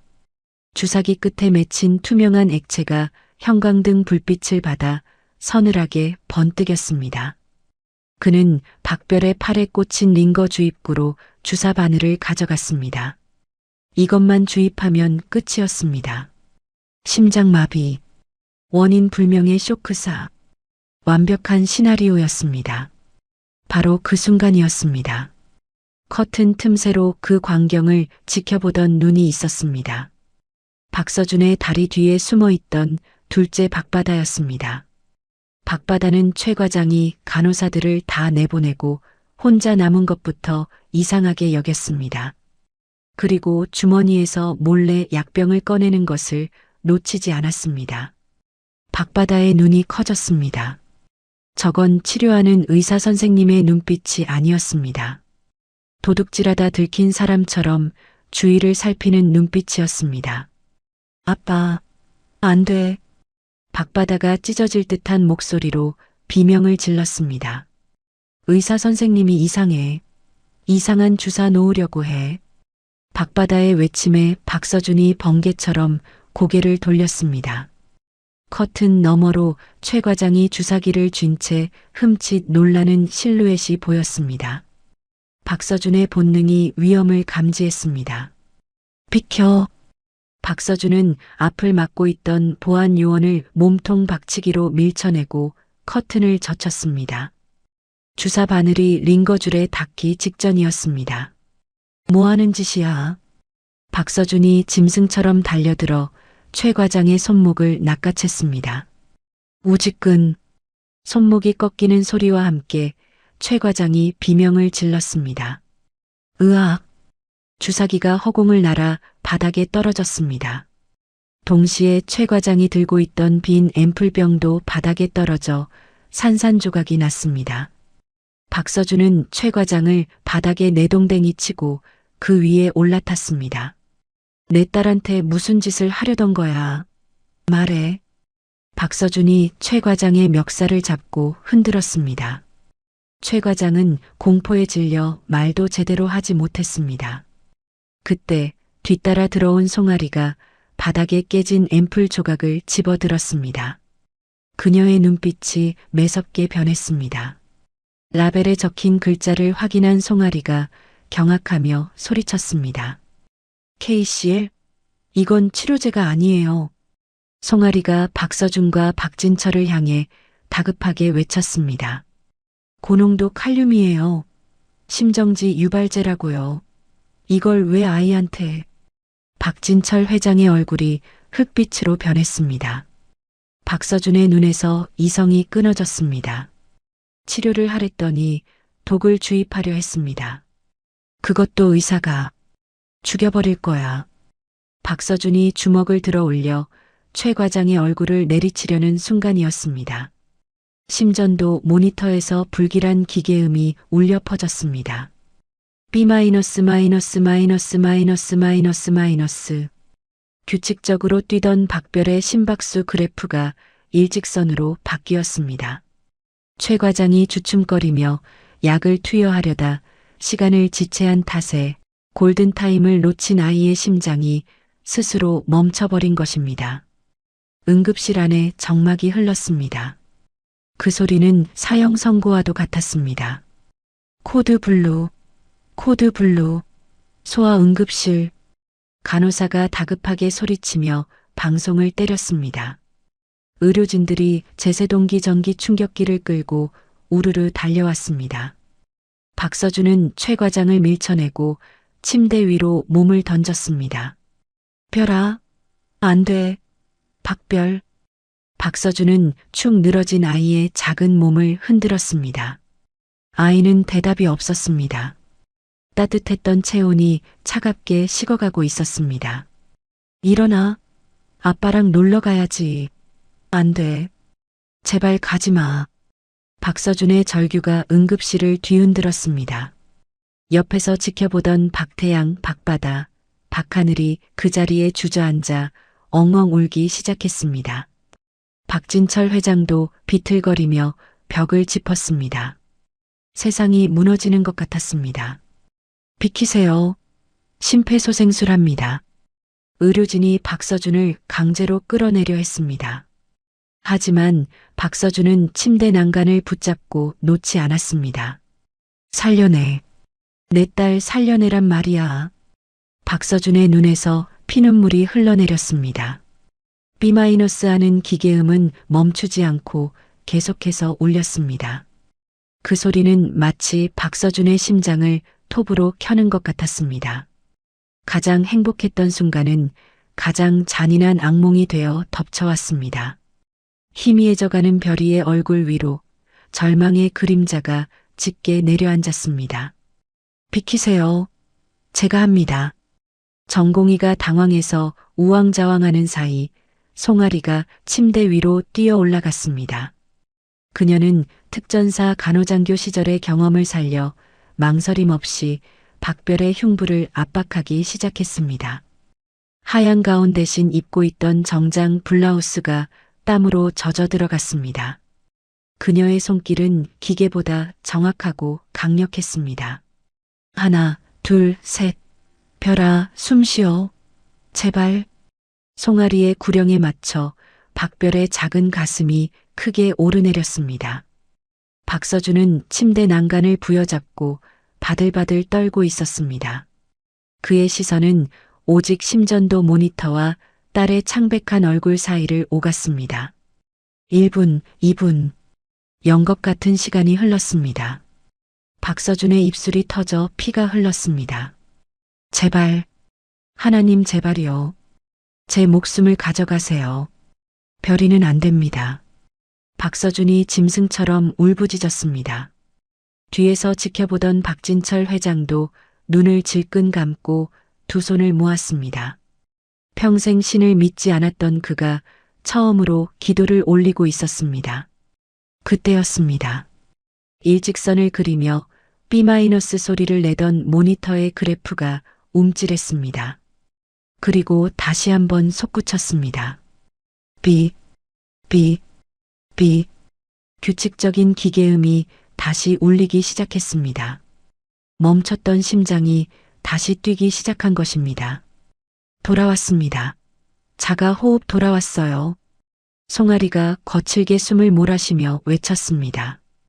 그녀는 침대에서 내려와 다급하게 의료진에게 지시했습니다. 해독제 투여하세요. 칼륨 수치 낮추는 약물, 당장 정맥 주사해요. 빨리요. 의료진이 허둥지둥 약물을 투여했습니다. 박별의 파랗게 질렸던 입술에 아주 희미하게 혈색이 돌아왔습니다. 박서준은 다리가 풀려 바닥에 주저앉았습니다. 안도감과 함께 뜨거운 눈물이 왈칵 쏟아졌습니다. 별아, 고마워. 살아줘서 고마워. 박태양, 박바다, 박하늘이 아빠에게 달려가 매달리며 엉엉 울었습니다. 지옥의 문턱까지 갔던 아이가 다시 돌아왔습니다. 하지만 안도의 순간은 짧았습니다. 박서준이 눈물을 닦으며 천천히 일어났습니다. 그의 눈은 이제 슬픔이 아닌 활화산 같은 분노로 이글거리고 있었습니다. 박서준은 구석에서 벌벌 떨고 있는 최 과장에게 걸어갔습니다. 너였어? 최 과장은 뒷걸음질 치다 벽에 부딪혔습니다. 보호자분, 진정하세요. 저는 그저 진정? 내 딸한테 독극물을 주사해 놓고 진정하라고? 퍽!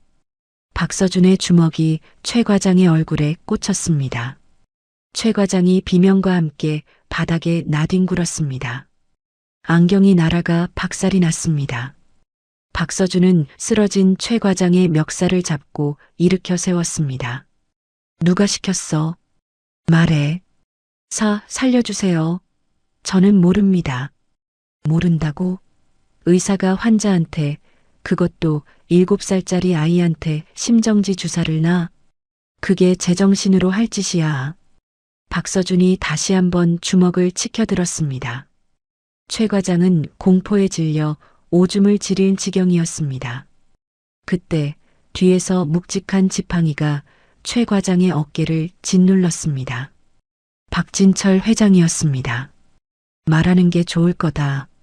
내 아들 손에 죽든 내 손에 사회적으로 매장당하든 선택해.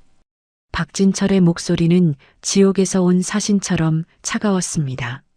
최 과장은 박진철의 눈을 보는 순간 깨달았습니다.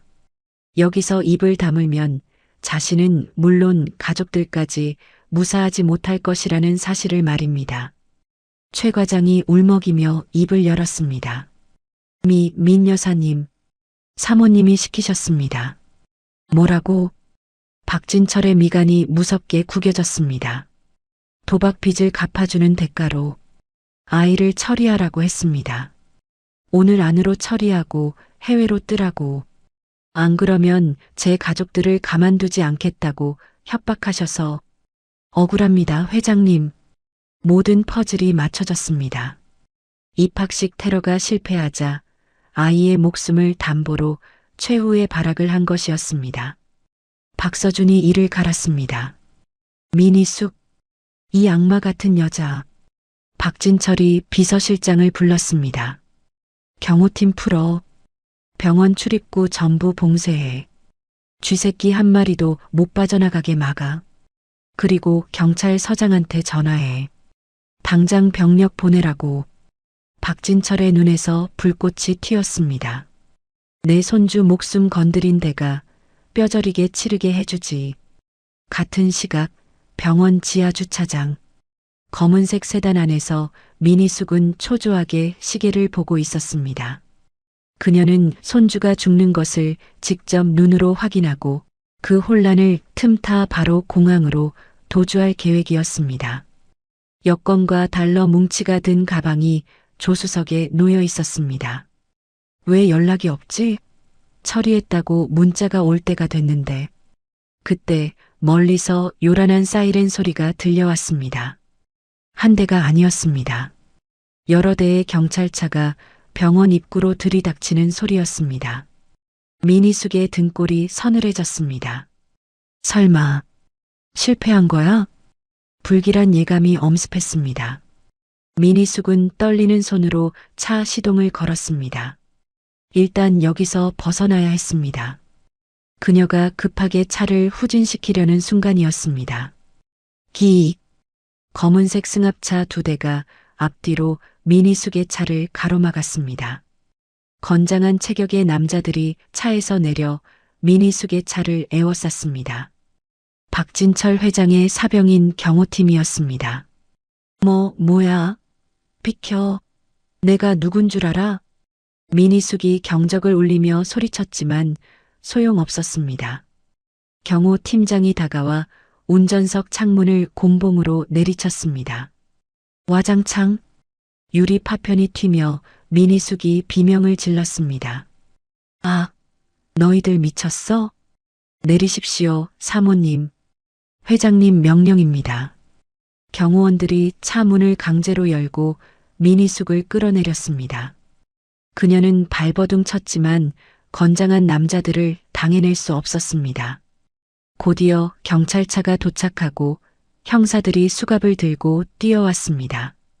민희숙 씨, 당신을 살인 미수 및 교사 혐의로 긴급 체포합니다. 이거 안 나? 나 대산그룹 안주인이야. 감히 누구 몸에 손을 대? 형사들이 미니숙의 양손에 수갑을 채웠습니다. 철커덕. 차가운 금속음이 주차장에 울렸습니다. 미니숙은 머리가 산발이 된 채 경찰들에게 이끌려 병원 로비로 끌려갔습니다. 로비에는 이미 수많은 기자들이 진을 치고 있었습니다. 박진철 회장이 미리 정보를 흘린 것이었습니다. 카메라 플래시가 번개처럼 터졌습니다.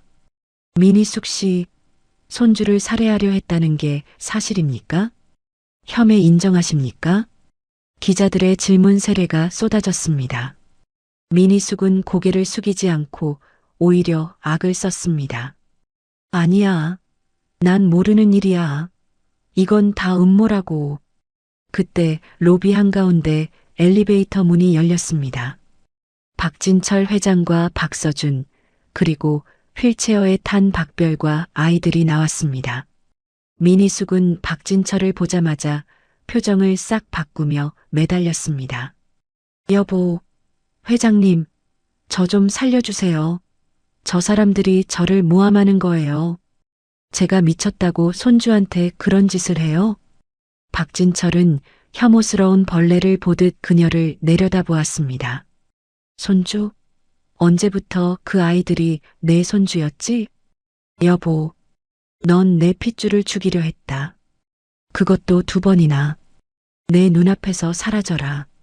내 입에서 더 험한 말 나오기 전에.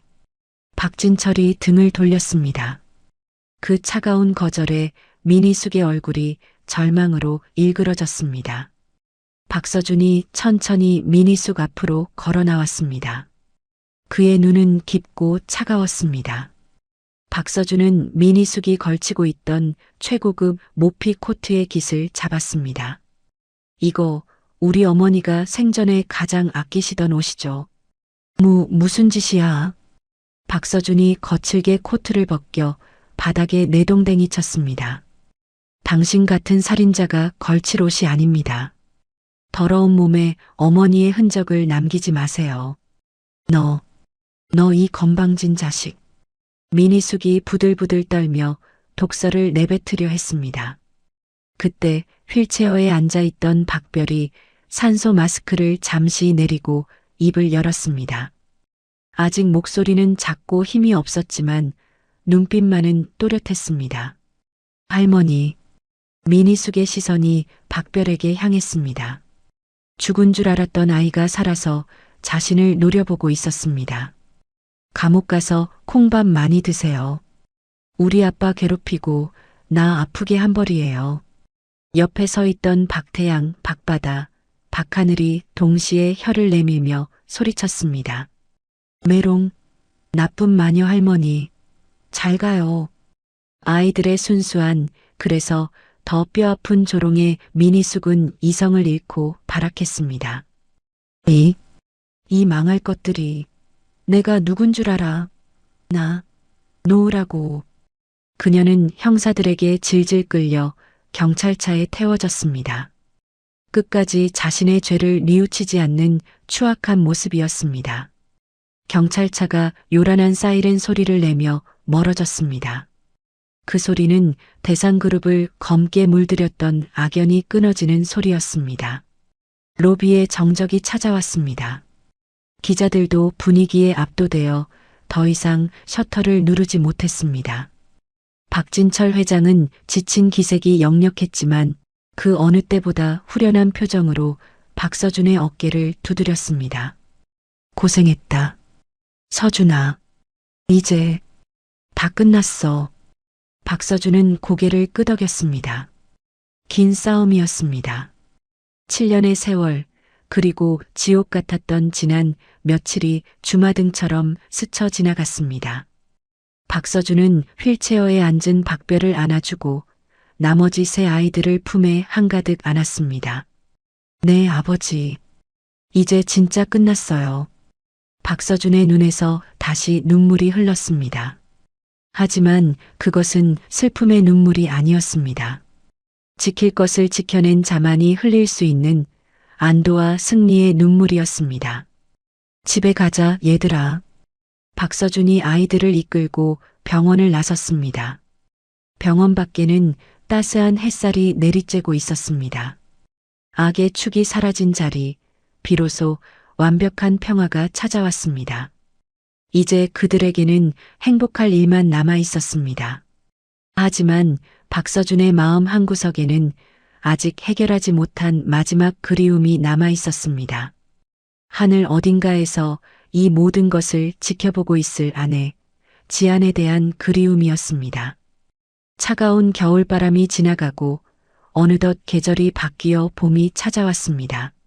하지만 서울중앙지방법원의 형사법정안은 여전히 시리도록 차가운 공기가 감돌고 있었습니다. 법정의 육중한 문이 열리고 푸른색 수의를 입은 미니숙이 교도관들에게 양팔을 붙들린 채 끌려 나왔습니다. 화려했던 사모님의 모습은 온데간데없고 헝클어진 머리에 핏기 없는 얼굴을 한 초라한 노파만이 있을 뿐이었습니다. 방청석에 앉아있던 기자들이 일제히 플래시를 터뜨렸습니다. 판사가 엄숙한 표정으로 판결문을 읽어 내려갔습니다. 피고인 미니숙은 자신의 지위를 이용하여 며느리를 협박하고 내쫓았으며 그것도 모자라 어린 손주들을 살해하려고 교사하는 등 죄질이 극히 불량하다. 또한 끝까지 범행을 부인하며 반성하지 않는 바, 이에 엄중한 처벌이 불가피하다. 미니숙은 입술을 달달 떨며 판사를 노려보았습니다. 판사의 목소리가 법정에 울려 퍼졌습니다. 이에 피고인 미니숙에게 징역 20년을 선고한다. 탕, 탕, 탕. 판사 봉소리가 미니숙의 운명을 갈랐습니다. 그 순간 미니숙이 자리를 박차고 일어나며 비명을 질렀습니다. 말도 안 돼. 이건 무효야. 내가 누군 줄 알아? 난 억울해.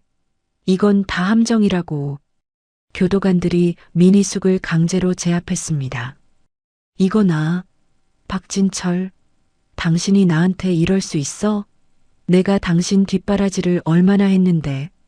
미니숙은 발악하며 바닥에 질질 끌려갔습니다.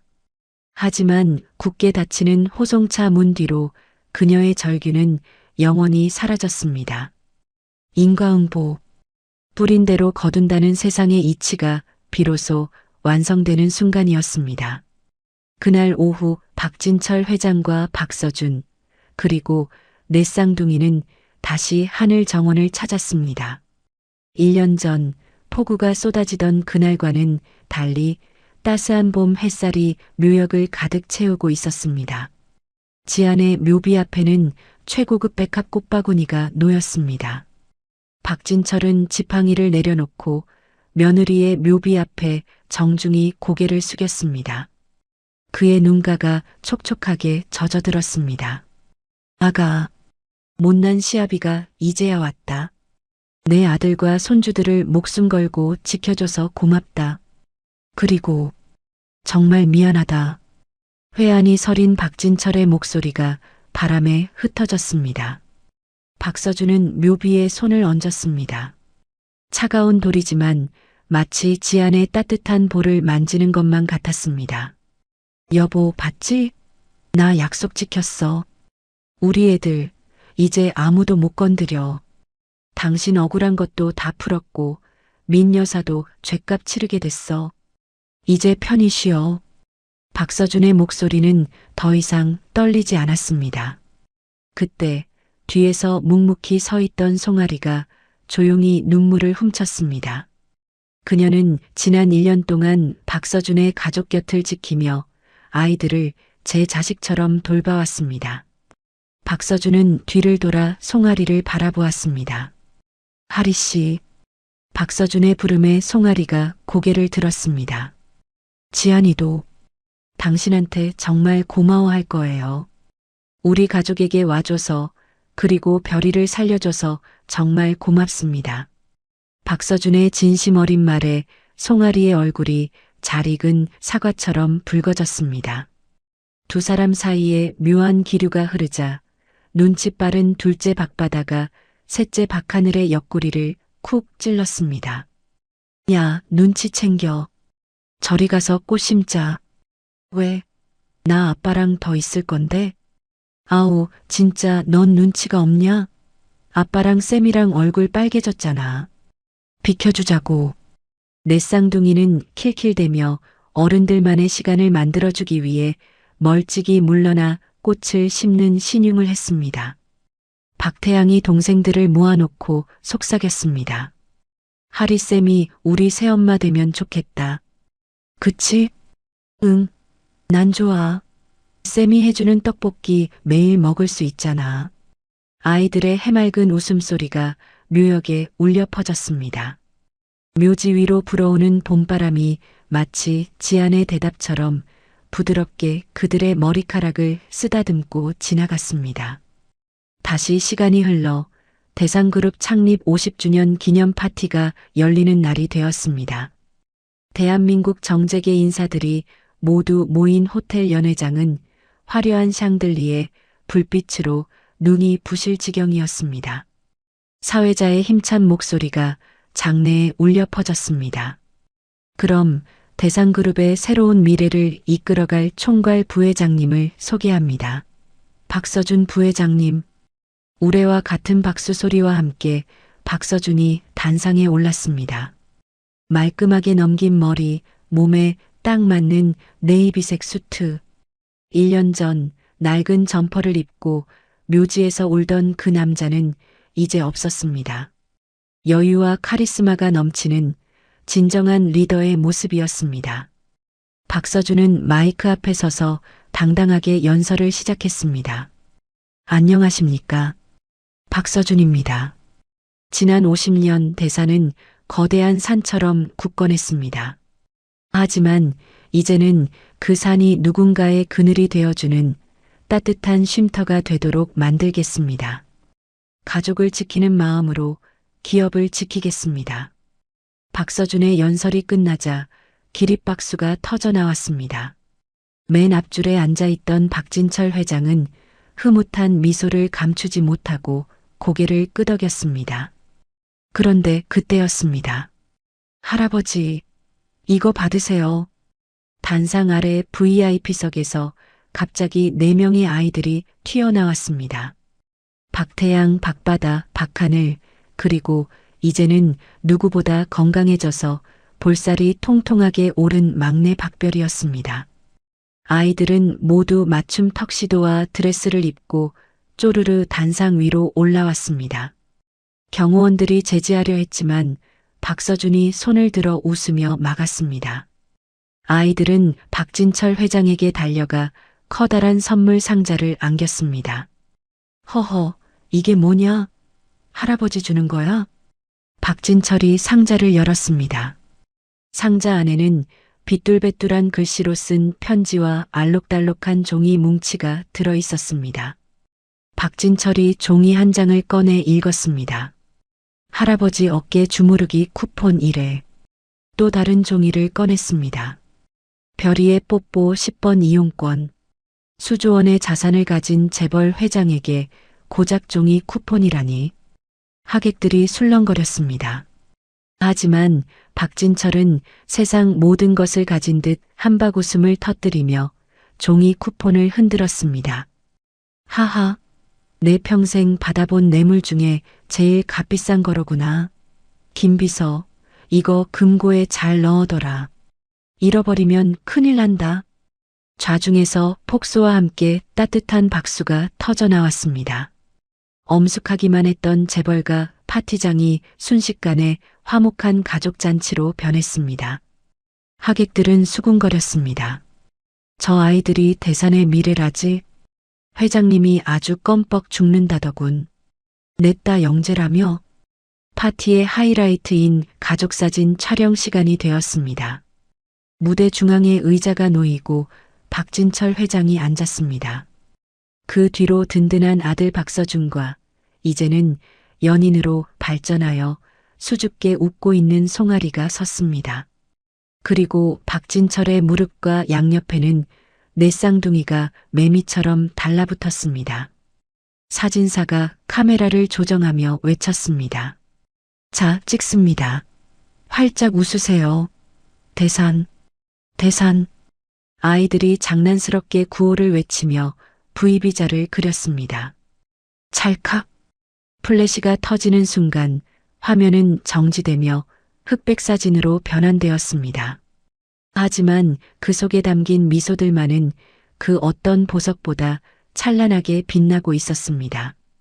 박서준의 나지막한 목소리가 사진 위로 흘렀습니다. 가난하다고 해서 사랑까지 가난한 것은 아니었습니다. 하지만 이제 저는 압니다. 지킬 힘이 있어야 사랑도 지킬 수 있다는 것을요. 흑백 사진 속 박서준의 눈빛은 단단했습니다. 나의 아버지, 그리고 나의 4개의 별들. 비가 오는 날엔 제가 우산이 되겠습니다. 우리는 서로가 서로의 지붕이 되어 어떤 비바람이 몰아쳐도 다시는 젖지 않을 것입니다. 이제야 비로소 우리들의 진짜 봄이 시작되었습니다. 행복하게 웃는 대상과 가족 사진이 클로즈업 되면서 화면이 서서히 어두워졌습니다. 7년의 아픔을 딛고 일어선 그들의 앞날에 영원히 지지 않는 별빛이 쏟아지고 있었습니다. 폭우가 쏟아지던 묘지에서의 처절한 절규로 시작된 이야기가 따스한 봄날의 가족 사진으로 완벽한 해피엔딩을 맞이했습니다. 7년이라는 긴 세월, 오해와 가난 속에서도 아이들을 지켜낸 아빠 서준과 뒤늦게나마 진정한 가족의 의미를 깨달은 박 회장의 화해는 우리에게 깊은 울림을 주는데요. 무엇보다 탐욕에 눈이 멀어 천륜을 끊으려 했던 악인들이 처절하게 단죄받는 모습에서 짜릿한 카타르시스를 느낄 수 있었습니다. 비 온 뒤에 땅이 굳는다는 말처럼 시련을 딛고 더욱 단단해진 이 가족의 앞날에 이제는 꽃길만 펼쳐지기를 응원해 봅니다. 지킬 힘이 있어야 사랑도 지킬 수 있다는 마지막 내레이션처럼 여러분의 삶에도 소중한 것을 지킬 수 있는 용기와 내 쌍둥이처럼 반짝이는 행복이 가득하기를 바라며 오늘의 이야기를 마칩니다. 이야기를 끝까지 들어주신 분이 계시다면 잘 들었다고 댓글 하나만 남겨주세요. 감사합니다.